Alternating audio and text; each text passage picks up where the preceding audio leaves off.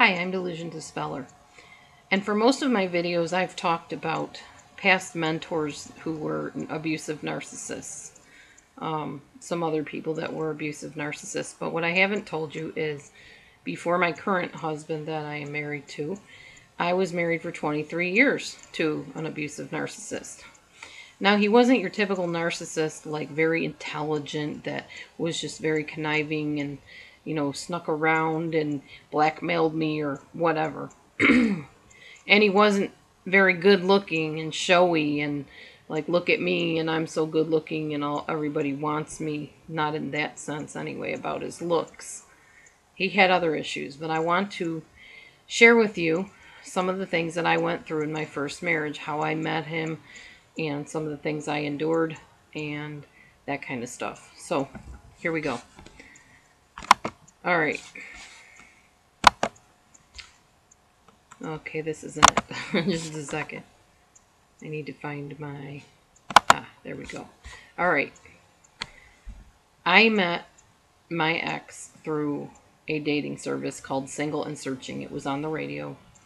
Long story short, we ended up meeting together at a Christian recreation center, and we played basketball and miniature golf and did things like that. The radio dating service kind of set it up where the guys would talk and explain who they were, and then whoever was interested, the eligible girls, would call in and say that they were interested, and then they would give you his phone number or vice versa, and you'd call each other and then arrange a date or whatever. So I did this, and I didn't hear from him for a month, and then after the month was up, we made an arrangement to go where I worked at this Christian recreation center. And we had a good time that day. It was really fun, and we just did, like I said, recreational things. Well, going back a little bit, rewinding a little bit, the day that he called before we went and actually met in person, he talked to my foster mom, and then he talked to me, and he gave me references on him to check out. Like, he said, okay, this is my English teacher's name from a few years ago. This is my pastor's name and number. Here's my friend's number. You can check me out, find out who I am, check on my character and whatever. And he told me about who his best friend was, and he gave me a lot of details and information about himself, so it kind of put me off guard and made me relax, thinking, well, wow, this guy's got nothing to hide, You'd naturally think that when somebody's giving you all the phone numbers of his friends and family and, teachers and whatever. And he always told me, I'm such a good, upstanding citizen, and the pastor will give me a rave review, and everybody likes me, and I don't really have any skeletons in the closet, nothing to hide. I'm just a really good guy, and everybody really likes me. Nothing seemed off to me at first until I started bringing my daughter with me when we were engaged and about to get married.